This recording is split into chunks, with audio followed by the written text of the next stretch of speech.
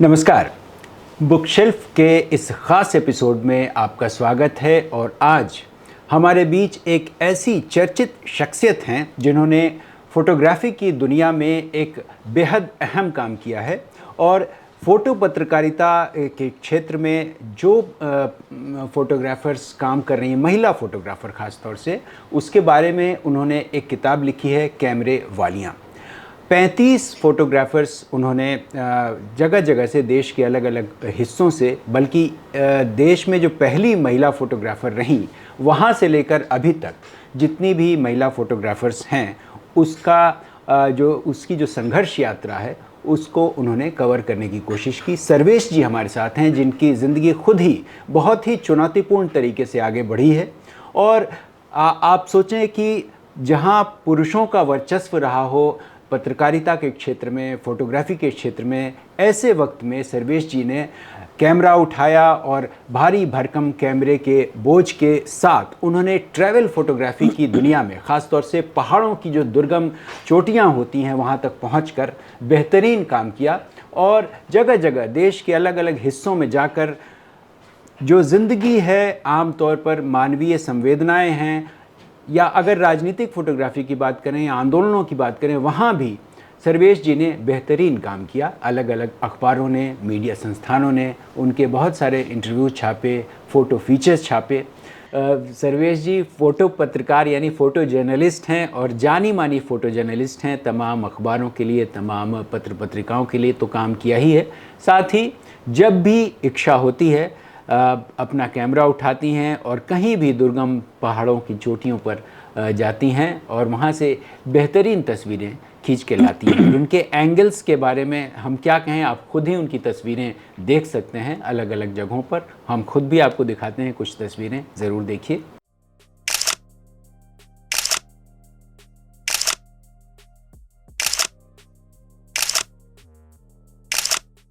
कैमरे वालियाँ जो आपने लिखी, बेशक ये अपने आप में इतना दिलचस्प और इतना बेहतरीन काम है, दस्तावेज़ी काम है, क्योंकि आम तौर पर महिला फ़ोटोग्राफ़र्स को लेकर के जो धारणा है वो ये है कि कैसे वो इतनी दुर्गम जो चुनौती भरी ज़िंदगी है वो कैसे जीती आई हैं। लेकिन हम शुरुआत इस किताब पर तो हम बाद में आएंगे, शुरुआत हम आपसे करना चाहते हैं कि आपने इस क्षेत्र को कैसे चुना, शुरुआत कहाँ से हुई, जैसे घर परिवार का जो माहौल था वो क्या था और कैसे आपने इतनी बड़ी चुनौती खुद हासिल करने की कोशिश की। जी, एक तो मैं बाय चांस आई हूँ, बाय चॉइस नहीं आई हूँ। जी जी। क्योंकि मेरी लाइफ में मुझे किसी ने कैमरा गिफ्ट किया तो मैं आई। अगर आप देखा जाए तो मैं कभी सोच भी नहीं सकती थी कि फ़ोटोग्राफ़र बनूंगी। जी जी। क्योंकि एक घूंघट में रहने वाली, छोटी उम्र में शादी हो गई थी, घर में रही, 10 साल रही हूँ, पति के जुल्म सहे हैं। 10 साल बाद कुछ छोटी सी घटना हो गई थी, उस घटना ने मुझे ये अपना घर छोड़ने को मजबूर किया। और वैसे कोई औरत घर छोड़ना नहीं चाहती, क्योंकि पानी सर से ऊपर बिल्कुल चला गया था, तो मैंने छोड़ा। फिर मैं शेल्टर होम में रही, मेरे पेरेंट्स ने मना कर दिया था, पति का घर छोड़कर आएगी तो लोग क्या कहेंगे। लोगों की चिंता थी क्योंकि हम बहुत सारी बहनें थी, तो उनको भी ये था कि अगर आ गई तो लोग क्या कहेंगे। फिर मैं शेल्टर में रह गई, मेरे को किसी ने कैमरा गिफ्ट किया। अच्छा। पेंटेक्स K1000। एक आलोक हैं, उन्होंने कहा कि तू, तेरे अंदर पता नहीं क्या मेरे को दिखता है कि तू फोटोग्राफर बन सकती है, तू बड़ी पंक्चुअल है, तू ये है। क्योंकि मैं तो सिंपल हाउसवाइफ थी। तो उन्होंने जो कैमरा दिया, उस कैमरे को लेकर फिर मैं कभी ट्रेनिंग नहीं ली, पीछे कभी नहीं देखा मैंने कि मैं क्या थी, हाउसवाइफ थी, कुछ थी। लेकिन फिर उसके बाद जो सेल्फ मेड और सेल्फ टॉट रही हूँ। 10 साल मैंने एग्जीबिशन, मतलब 10 साल मैंने फोटोग्राफी का स्ट्रगल काफ़ी किया। 10 साल बाद मैंने एग्जीबिशन की। IIC ने मेरे को स्पॉन्सर किया था और उस IIC ने स्पॉन्सर करने के बाद मतलब महिलाओं पर मैंने लगाई थी। वो फ़ोटो देखकर मेरे को मतलब बहुत अखबारों ने मुझे ये दिया कि एक सिंपल हाउसवाइफ से, घूंघट वाली एक लड़की से, और एक ट्रैवल फोटोग्राफ़र, और महिलाओं पर काम लोगों को बहुत पसंद आया। तो तब जाना कि हाँ, एक महिला फ़ोटोग्राफ़र है। और फिर मेरे को पहचान मिली और मुझे अच्छे बड़े काम मिलने लगे। हाँ, लेकिन सर्वेश जी, जैसे आपने ये किताब में लिखा है महिला फोटोग्राफरों की रोमांचक दुनिया।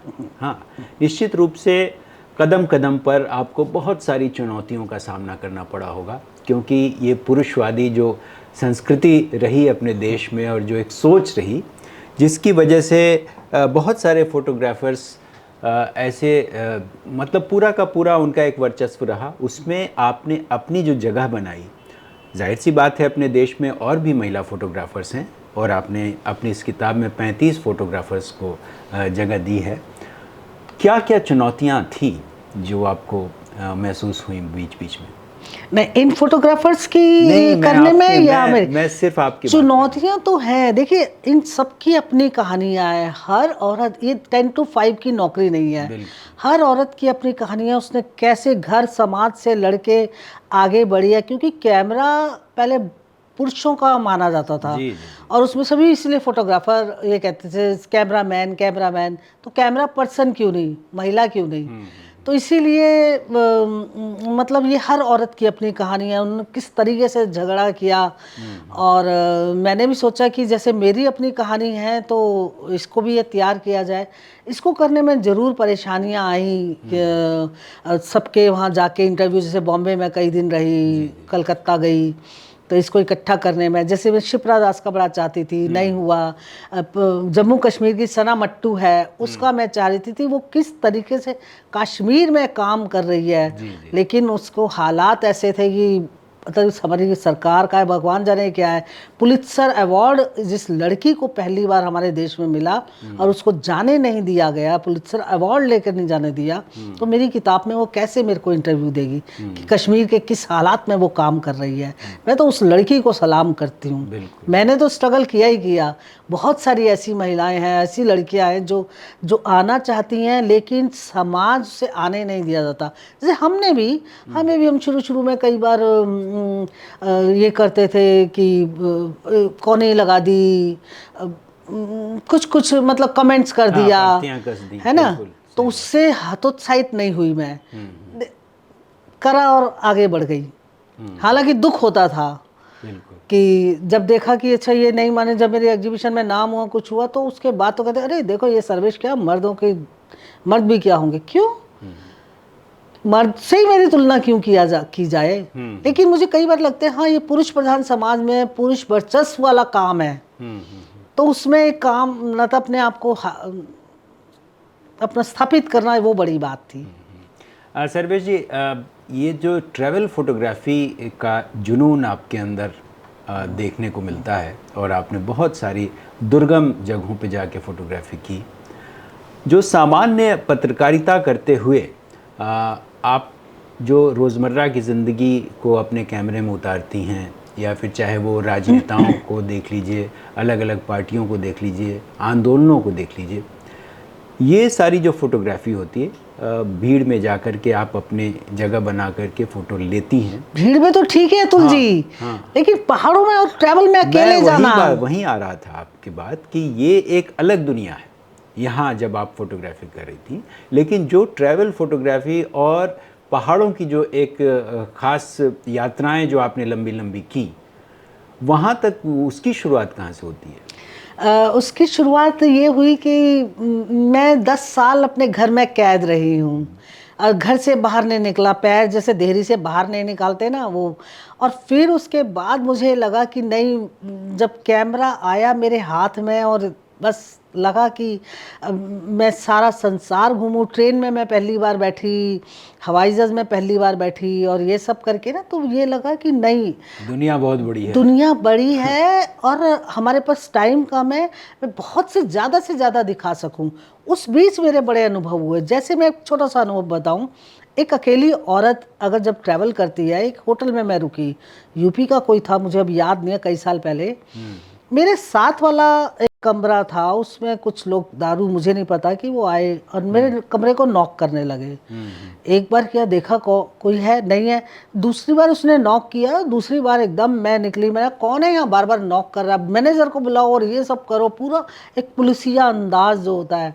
तो उसके बाद मेरा को किसी ने कुछ नहीं कहा, क्योंकि एक अकेली महिला को देख के ट्रैवल और होटल में रुकी हुई अकेले, तो ये थोड़ा बर्दाश्त नहीं हुआ। जैसे मैं एक बार मिलम ग्लेशियर गई, अच्छा। तो वहाँ का एक कोई फ्रांस का कोई एक ये था, कहते हैं आप अकेले ट्रैवल कर रही हो, और ट्रैकिंग थी वो मिलम ग्लेशियर, बहुत टफ ये है पिथौरागढ़ से मुंशियारी से ऊपर। तो कहते मैंने इंडिया में पहली बार किसी को ट्रैवल ये ट्रैकिंग करते हुए देखा है। डर लगता है ऐसा नहीं है, लेकिन एक हिम्मत आ जाती है अपने आप। हम जितना डरेंगे उतना दबेंगे, इससे मुझे लगता है कि डर के आगे ही जीत है। तो इसीलिए उसके बाद से कई सारे अनुभवों ने मेरे को पक्का और मजबूत बनाया। अगर उस समय मैं डर जाती, जैसे वो शराब पी के वो लड़का आदमी जो भी है था नॉक कर रहा था, अगर मैं डर जाती तो नहीं मैं ट्रैवल कर सकती थी। मुकाबला ही करना ना। ये लड़कियां बाहर कहती हाय बड़ा डर लगता है, डर लगता है। डर लगता है, क्यों डर लगता है? जो वो काम हमारे साथ कर रहा है उसको डरना चाहिए, मैं क्यों डरूं? तो ये नहीं, है। सही बात है। ये आपने जो बात बताई और ये अपने अनुभव सुनाए, आज की पीढ़ी की जितनी भी लड़कियां हैं, जाहिर सी बात है अब वक्त काफ़ी बदला है, लोगों की सोच भी बदली है, और ये जो चिंता लोग जताते हैं महिलाओं लड़कियों को लेकर के, उसमें भी बदलाव आया है। आने वाले वक्त में और आएगा। लेकिन आपने बहुत हिम्मत वाली बताई कि डरना नहीं है, किसी भी डर के आगे ख़ुद को स्ट्रांगली खड़ा करना है कि किस बात का डर। हाँ, तो नहीं, आजकल के बच्चे ज़्यादा, जो मैं एक बात देखती हूँ, जो लड़कियाँ या लड़के घर में रहते हैं ना, उनको ज़्यादा डर लगता है जी। जो पेरेंट्स अपने बच्चों को आज़ादी देते हैं, अगर गलती भी करते हैं तो भी ये कहते हैं कोई बात नहीं, गलती से बहुत कुछ सीखता है, तो वो बच्चे ज़्यादा इंटेलिजेंट और ज़्यादा ये करते हैं। और अभी मुझे जो लगता है पिछले कुछ 10 सालों में कुछ में और हमारे को पूरा पारंपरिक और धार्मिक उसमें ले जा रहे हैं, जो कि ठीक नहीं है। मैं उसी पे आ रहा था कि आपने, चलिए, माउंटेनियरिंग और इस तरह की फोटोग्राफी की, घूमने वाली, यहाँ से वहाँ गई, पहाड़ों की यात्राएं की, लेकिन राजनीति के तौर पे अगर देखें, भारत की जो राजनीति पिछले 10-12 सालों में जिस तरह से करवट ली और जिस तरह से चिंतन बदला, लोगों को फिर से उन्हीं रूढ़िवादी सोच की तरफ धकेलने की कोशिश हुई, उसका कहीं ना कहीं कोई असर आपको नज़र आता है? क्योंकि अभी हाल के दिनों में जो आंदोलन चला जंतर मंतर पर, उसको भी आपने करीब से देखा, कवर भी किया, फोटोग्राफी भी की। क्या आपको लगा कि क्या बदलाव आया है, या क्या लड़कियों में जो ख़ास तौर से एक चेतना जागी है, पिछले 10-12 सालों में जो चीज़ें बदली, क्या अब वो फिर से बदलने की कोशिश हो रही है? पीछे की तरफ ले जा रहे हैं लड़कियों को। तो वो तो सरकार या व्यवस्था ले जा रही है ना। नहीं, 10 साल से उनको इतना दबाया गया है, उनका कैरियर खत्म हो रहा है, बुढ़े राज कर रहे हैं इस उम्र में, और जबकि काम करने की उम्र यंगस्टर्स की है। अब मैं सीनियर सिटीजन हो गई हूँ, तो मुझे लगता है कि नहीं, अभी आगे और फोटोग्राफर्स को आना चाहिए जी। मैंने जितना करना था अपने ज़माने में कर लिया। अब जैसे मैं एथलीट्स का ये करती हूँ, मैं एथलीट्स में पार्टिसिपेट करती हूँ। तो आप खुद भी तो एक एथलीट रही हैं। हाँ, मैं अब करने लगी हूँ, उससे पहले नहीं। अब तो कई सीनियर, ये क्या बोलते हैं, अपनी एज कैटेगरी में गोल्ड मेडल ला चुकी हूँ, सिलेक्शन हो गया था बाहर। हमारे यहाँ तो प्रमोट नहीं करते हैं ना कि अगर मैं थोड़ा सा ये करूँ तो मेरे को बाहर जाओ, अपना ही पैसा खर्च करना है। मैं इसलिए नहीं गई। तो इसीलिए अब तो हमारी पीढ़ी, ये जो जंतर मंतर मैंने देखा, ये जंतर मंतर वो 10 साल का अंदर दबा हुआ गुस्सा था, जिनको वो समझ आ गई थी कि जो भी आगे सत्ता बोल रही है वो कहती कुछ है, करती कुछ है। और वो इसीलिए मुझे इसीलिए लगता है कि ये एक चीज़ और देखी, मैंने बहुत आंदोलन कवर किए हैं, लेकिन इस आंदोलन में मुझे जाके, सच कह रही हूँ, मतलब ये बच्चे इतने संस्कारी लगे, हवा कर रहे हैं, पूछ रहे हैं, कोई बुजुर्ग सफ़ेद बालों वालों को देखते हैं तो उनको बड़े इज्जत से बताते हैं, और उनकी ये करते हैं कि आप हमारे आंदोलन में हमारे साथ आए, हम आपका एहसानमंद है। तो इन बच्चों को मैं कैसे गलत कर दूं? ये बच्चे, आज की जो पीढ़ी है वो बहुत इंटेलिजेंट है, तो इसको हम इतना मत दबाओ। अभी बहुत हो गया, झूठी बातों में आ गए, शुरू में आ गए थे इन्हीं के पेरेंट्स। बिल्कुल। जो झूठी बातों में आ गए, नहीं नहीं अब ये होगा वो होगा, जो 10 साल में बदला नहीं है और पीछे की तरफ चले गए हैं। कथनी और करनी में अंतर है, ये जनता समझ गई है। अब ये बताइए, अब फिर से आते हैं कैमरे वालियों पे। कैमरे वालियाँ लिखते वक्त आपने कैसे ये सोचा कि इस दिशा में आपको एक फ़ोटो जर्नलिस्ट के तौर पे एक बेहतरीन जो संग्रह आपने किया, कैसे किया, शुरुआत कैसे? मेरे को ये लगा कि देखिए फोटोग्राफर बहुत कम है। मैंने संघर्ष किया होगा तो मुझे एक बार दिमाग में आया कि नहीं, लोगों ने औरों ने भी किया होगा ना। सबकी अपनी कहानियाँ, इसमें हर एक की अपनी कहानी है। उसने संघर्ष किसी और में किया, जैसे मैं हाउसवाइफ से आगे बढ़ी, क्या और लोगों ने किया, जिसका एक का पति बीमार था तो ये किया। किसी के एक मैंने फोटोग्राफर का यंग लड़की है पुनीत, तो उसको उसके कलीग उसके कपड़ों को लेके बड़ा टॉन्ट कसते थे और उसने फिर वो ये छोड़ के अभी अपना इंस्टीट्यूट खोला है। और इसमें कई सारी लड़कियां ऐसी हैं जिन्होंने स्ट्रगल करके इंटरनेशनल अपनी जगह बनाई है। और इन लड़कियों के काम आप देखिए, काम गजब इनके काम है। तो मुझे लगा कि जैसे मैंने ज़िंदगी में स्ट्रगल किया है, ऐसी बहुत सारी होंगी और इनको इकट्ठा करना, इन लड़कियों ने मेरा बड़ा साथ दिया। इसलिए मैं इन सबका, ये मेरी हीरोइनें हैं सारी, सब अपनी अपनी लाइफ में। मैंने पहले एडिशन में अपने बारे में नहीं लिखा था, लोगों ने कहा कि नहीं तूने तो और भी ज़्यादा है, तू अपना लिख, तो मैंने इसलिए दूसरे एडिशन में लिखा। और इसमें उस लड़की के बारे में भी लिखा, मनीषा मंडल के बारे में, जो हाथरस की फ़ोटो, पहली फ़ोटो उसकी बड़ी वायरल हुई थी, जो उसने खींचा रात के 12 बजे जिसको लाश को जला रहे थे, तो वो उसकी फ़ोटो ये करी। तो लड़कियां बड़ी बहादुर है, उनको मौका नहीं दिया जाता। वही मैंने देखा कि इसमें आप महाराष्ट्र भी गई, पश्चिम बंगाल भी गई, जी। अलग अलग जगहों की फ़ोटोग्राफर्स को आपने इसमें समेटने की कोशिश की। ये बहुत बड़ा काम है और नई पीढ़ी को, जो आने वाली पीढ़ी है और जो फोटोग्राफी में आना चाहती है, उसको बहुत हिम्मत देने का काम आपने किया है। और इसमें कुछ नई पीढ़ी की भी है लड़कियां, कुछ ये मैंने देखा है नई पीढ़ी की, जैसे अंजलि सिन्हा है। नहीं, ये नई पीढ़ी तो खैर इतनी नहीं है, मतलब मेरे ज़माने की भी नहीं है। हाँ, जसजीत प्लाहा, हाँ, पुनीत चंडोक, ये अब आजकल की अलग है। हाँ, फिर आजकल के एक चीज़ और है अतुल जी, हर किसी को कैमरे पकड़ने की जरूरत नहीं है। मोबाइल में कैमरा इतना अच्छा आ गया है कि मोबाइल से, मैं भी अब कई बार मोबाइल से ही फोटोग्राफी करती हूँ, मैं कैमरा नहीं उठाती अब। नहीं, मैं वही पूछ रहा था कि अब तो डिजिटल ज़माना है, आप ब्लैक एंड वाइट के ज़माने से फ़ोटो खींचते, ब्लैक एंड वाइट जब हम रोल डेवलपमेंट ये सब करते थे, तो वो सब करते कराते अब तो ज़िंदगी के इस मुकाम पे आप पहुंच गई हैं कि तकनीक जो है बहुत बदल गई है। एक बात है, टेक्निक तो बदल गई है, हाँ, इजी हो गया है। पहले हमारे ज़माने में बहुत टफ था, अगर हमें अभी फ़ोटो देनी है तो रोल कटवा के फिर उसको धुलवा के तब दिया करते थे, फिर उसकी कॉपी बनवा रहे हैं, वो ब्रोमाइड से बन रही है, फिर उसको स्कैन कर रहे हैं, कई सारी थी।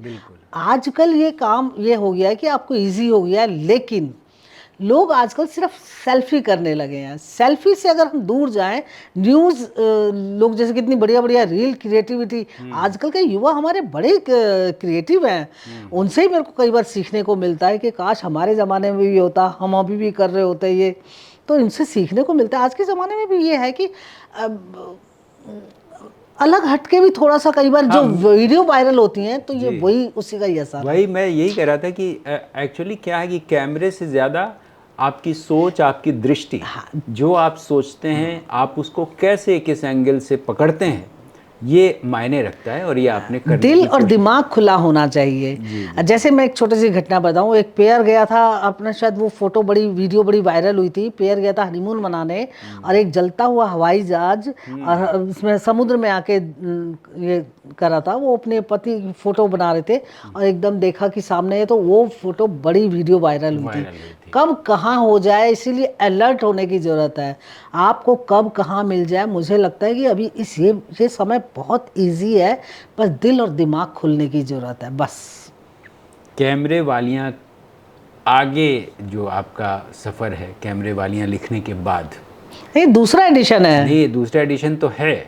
मैं ये सोच रहा था कि फ़ोटो जर्नलिज़्म लगातार डेवलप हो रहा है, उसकी टेक्निक बदल रही है, लेकिन क्या आप इसके तकनीकी पहलू पे भी जाएंगी या सिर्फ जो कैमरे वालियां हैं यानी महिला फ़ोटोग्राफ़र्स हैं उस पे तो आपने काम बेहतरीन किया ही, आने वाले वक्त में आप किसी और प्रोजेक्ट पे काम करना चाहती हैं, ऐसा आपको लगता है कि करना चाहिए अपने अनुभवों के आधार पर? हाँ, नहीं करना तो चाहिए, लेकिन देखिए एज लिमिट भी होती है कई बार कई सारे रिसोर्सेज की भी कमी होती है। नहीं तो कैमरे में बहुत सारी चीज़ें किया जा सकता है, और जरूरी नहीं है एक व्यक्ति सारा काम करे, दूसरा कोई और करे।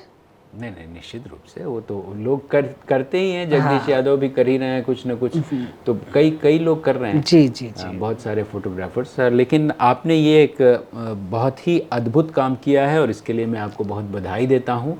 निश्चित रूप से हमारे पाठकों के लिए, हमारे दर्शकों के लिए ये किताब बहुत ही महत्वपूर्ण साबित होने वाली है। आप इसे ज़रूर पढ़ें। और सर्वेश जी जिस हौसले के साथ आज की नई पीढ़ी को एक नई दिशा देने में लगी हैं, ख़ास तौर से फ़ोटोग्राफ़ी की दुनिया में, मैं उनको बधाई देना चाहता हूं। और इस बात के लिए भी कि हमारे स्टूडियो में आई, हमारे दर्शकों के साथ रूबरू हुई, हमसे बातचीत की, इसके लिए बहुत बहुत शुक्रिया आपका सर्वेश। शुक्रिया आपके दर्शकों का भी और आपका भी।